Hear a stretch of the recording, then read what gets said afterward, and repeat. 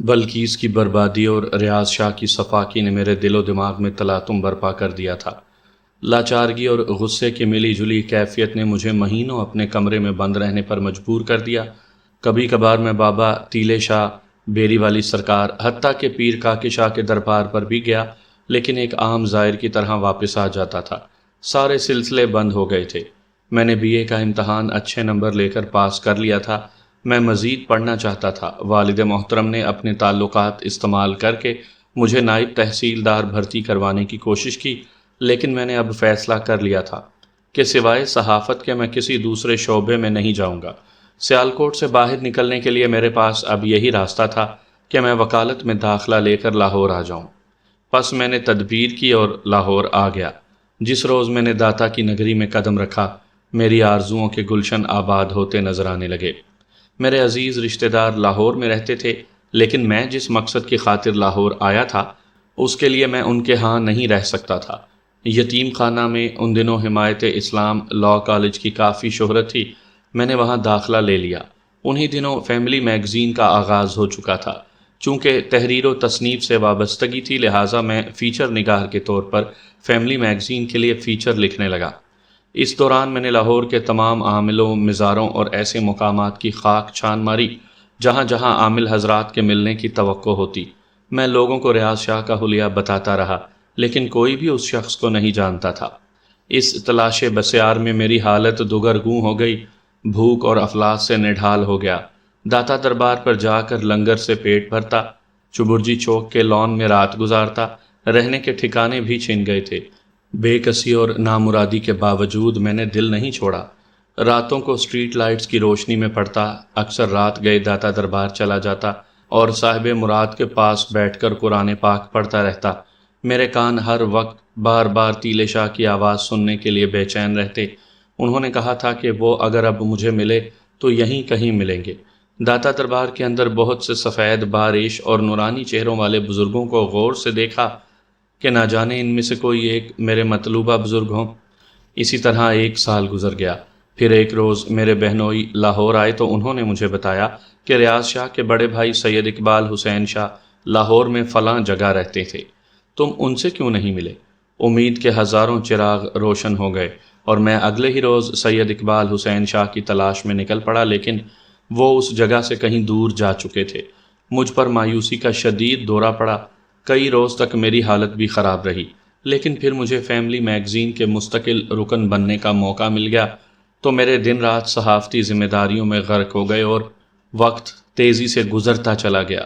لیکن اب میرا دل بازاری عاملوں سے شدید ترین نفرت کرنے لگا تھا۔ میں ان لوگوں کے گھناؤنے کرتوتوں سے آگاہ تھا، لہٰذا میں نے کئی بار ایسے مضامین اور فیچر لکھے جس سے ان کی اصلیت سامنے آ جاتی تھی اور پولیس ان عاملوں کے پیچھے پڑ جاتی، حتیٰ کہ اعلیٰ سطح پر بھی ان کے خلاف کارروائیاں ہوتی۔ انہی دنوں ایک معروف عامل سے میری ملاقات ہو گئی۔ میں نے سید اقبال حسین اور ریاض شاہ کو تلاش کرنے کے لیے ان سے مدد مانگی۔ 1999 میں بالآخر ہم سید اقبال حسین شاہ کا گھر تلاش کرنے میں کامیاب ہو گئے۔ میں اپنے ایک دوست ظفر سجاد کے ساتھ ان کے گھر گیا تو وہ غم و اندوہ میں ڈوبے ہوئے ملے۔ تعارف ہوا تو بولے، خدائے لم یزل کی قسم، کوئی مجھے اس بے غیرت کا پتہ دے، میں اس کو سونے میں تول دوں۔ اس نے ہمارا ایمان خراب کر دیا ہے، میں اس کو ختم کر ڈالوں گا۔ اس نے میرے نام پر میرے عقیدت مندوں کو لوٹا ہے۔ سید اقبال حسین ایک حلیم الطبع اور شریف النفس انسان تھے، کہنے لگے، اس کی وجہ سے ہم برباد ہو گئے ہیں۔ ان دنوں وہ شدید ترین بحران کا شکار تھے، گویا وہ سخت ترین سزاؤں سے گزر رہے تھے۔ ان کا ایک بیٹا جو ریاض شاہ کے ساتھ رہنے لگا تھا، ناگہانی آگ لگنے سے جھلس گیا تھا اور دوسرا بیٹا خطرناک حادثے کے بعد شالامار ہاسپٹل میں پڑا تھا۔ سید اقبال شاہ نے کہا، میرے بھائی، جنات کی غلامی کا توق گلے سے اتارنا بڑا مشکل ہوتا ہے۔ نیک و بد جنات سے جب جان چھڑانی ہو تو یہ سزائیں برداشت کرنا پڑتی ہیں۔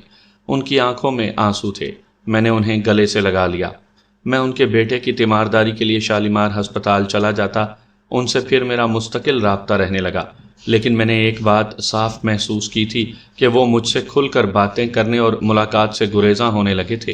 انہوں نے جواہرات کا کاروبار بھی شروع کر دیا تھا۔ چند مہینے بعد ان کے دونوں بیٹے صحت یاب ہونے لگے تھے تو وہ پھر کاروبار پر نکلنے لگے۔ موچی گیٹ کے باغ میں وہ جواہرات لے کر جاتے اور نگینے بیچنے لگتے۔ ایک روز میں ان کے گھر گیا تو وہ قدرے خوش دکھائی دے رہے تھے۔ میرے سامنے جواہرات کا صندوق کھول کر کہنے لگے، بھائی اس میں سے اپنی پسند کا نگینہ اٹھا لو۔ ان کے پیار بھرے انداز سے میں متاثر ہوا۔ میں نے کہا، نگینہ تو میں لے لوں گا لیکن اس کے پیسے دوں گا۔ ارے آپ سے پیسے لینے ہیں؟ بالکل نہیں، فی الحال مجھے حکم ہوا ہے کہ تمہیں تمہاری مرضی کا نگینہ دے دوں۔ ان کے چہرے پر اس روز بڑا سکون نظر آیا۔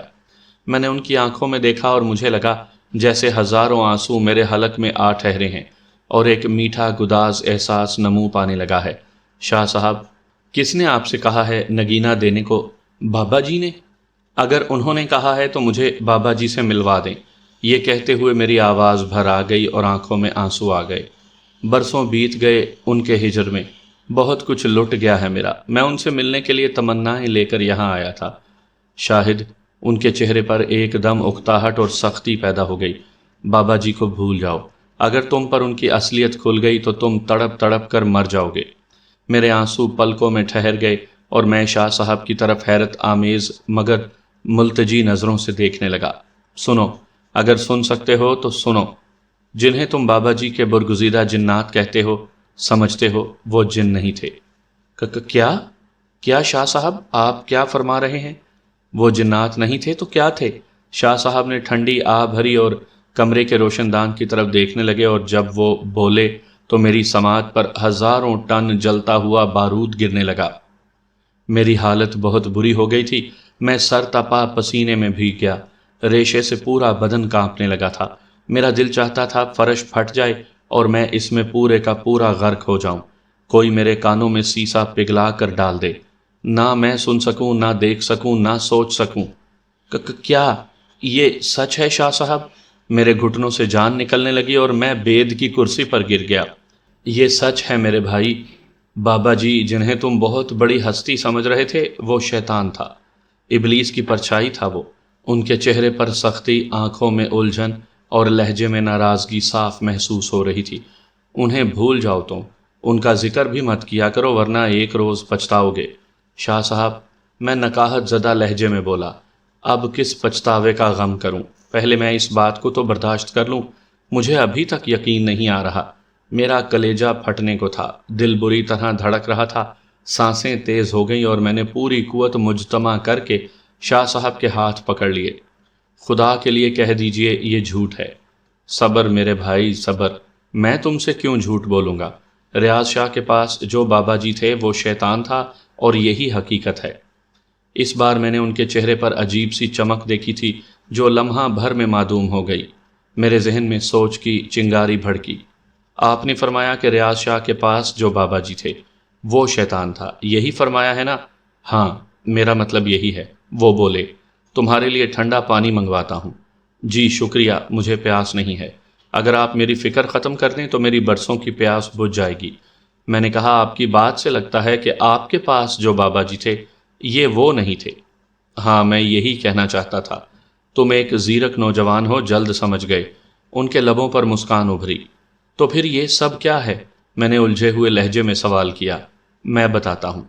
تم نے میری بہت خدمت کی ہے اور پھر ایک ایسے وقت میں جب ساری دنیا نے مجھے چھوڑ دیا اور میں نے اسے چھوڑ دیا، تم میرے پاس آ گئے اور میرے غموں میں شریک ہو گئے۔ اس لیے میرا فرض بنتا ہے کہ میں تمہاری جستجو اور منزل کا راستہ واضح کر دوں، تمہاری گتھی سلجھا دوں، لیکن پہلے پانی پی لو۔ یہ کہہ کر وہ اندر چلے گئے اور میں سامنے رکھے نگینوں سے بھرے ہوئے صندوقچے کو دیکھنے لگا۔ مجھے غازی کی باتیں یاد آنے لگیں۔ اس نے کہا تھا کہ جنات نگینوں کے خزانے کے محافظ ہوتے ہیں، تو کیا یہ سارے نگینے جنات نے انہیں دیے ہیں؟ ایسے عامدار اور شگاف نگینے میں نے پہلے نہیں دیکھے تھے۔ شاہ صاحب شربت کے 2 گلاس لے کر آ گئے، سامنے ترپائی پر رکھے اور ایک گلاس اٹھا کر کچھ پڑھنے لگے، پھر شربت پر پھونک مار کر مجھے پینے کے لیے دے دیا۔ میں نے لمحہ بھر کے لیے ہچکچاہٹ سے کام لیا تو وہ بولے، میاں اس وقت تم جس جگہ پر بیٹھے ہو یہ اس کا تقاضا ہے کہ تمہیں پانی دم کر کے دوں۔ ویسے بھی جب تم اس کمرے میں داخل ہوتے ہو اور جانے لگتے ہو تو میں تم پر دم کر دیتا ہوں تاکہ کسی جن کی شر انگیزی کا شکار نہ ہو جاؤ۔ شاہ صاحب کی بات سن کر میں غیر محسوس انداز میں پورے کمرے کا جائزہ لینے لگا، لیکن یہ کمرہ تو اجڑے دیار کی ترجمانی کر رہا تھا۔ صوفوں پر گرد جمی تھی، روشن دان پر مکڑی کے جالے تنے تھے، لگتا تھا برسوں سے کسی نے صفائی نہیں کی، حالانکہ یہ ان کی بیٹھک تھی۔ اصل قصہ یہ ہے میاں، میرا بھائی کالا علم کرنے والوں کے اس قبیلے سے تعلق رکھتا ہے جو آدھا تیتر اور آدھا بٹیر کہلاتے ہیں۔ اس نے نوری علم بھی سیکھا ہے اور کالا علم بھی۔ میاں سچ تو یہ ہے کہ ایک میان میں دو تلواریں نہیں رہ سکتی، لیکن نوری اور کالے علوم کے مابین کچھ ایسے علوم بھی ہیں جو دونوں کو آپس میں ملا کر بنائے جاتے ہیں۔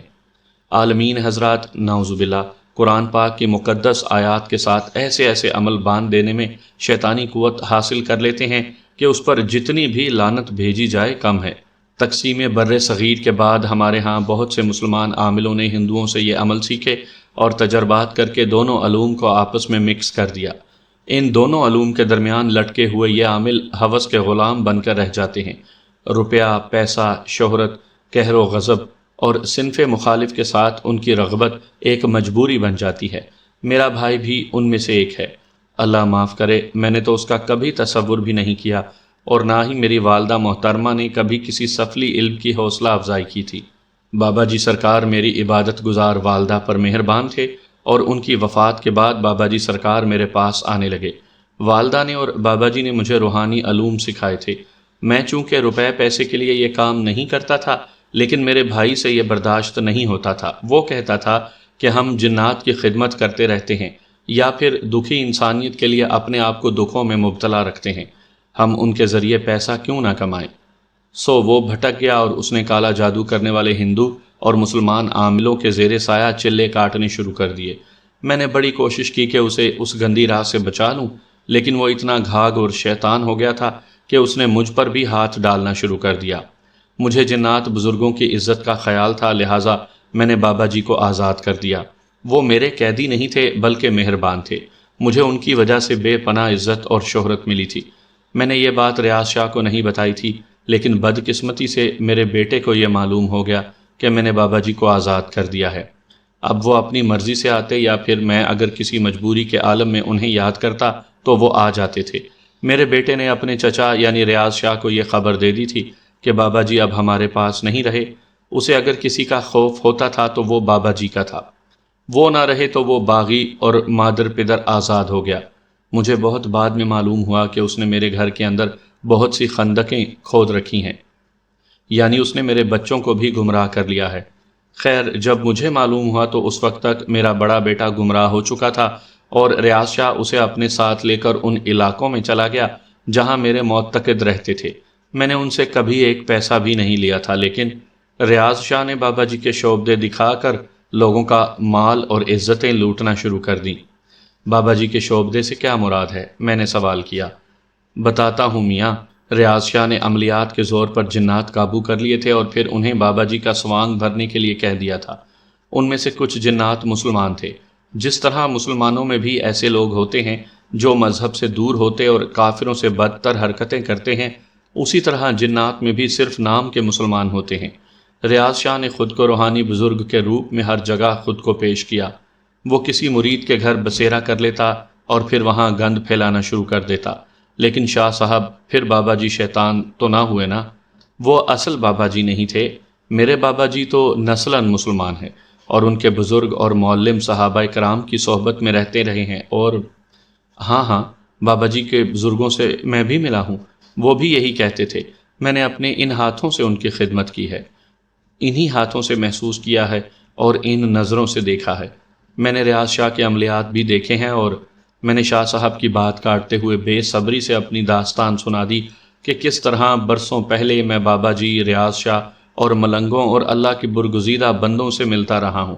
مگر شاہ صاحب، میرا ذہن ابھی تک اس بات کو تسلیم نہیں کر رہا کہ اگر وہ گندے جنات تھے تو ان پاکیزہ محفلوں کو کیا کہوں؟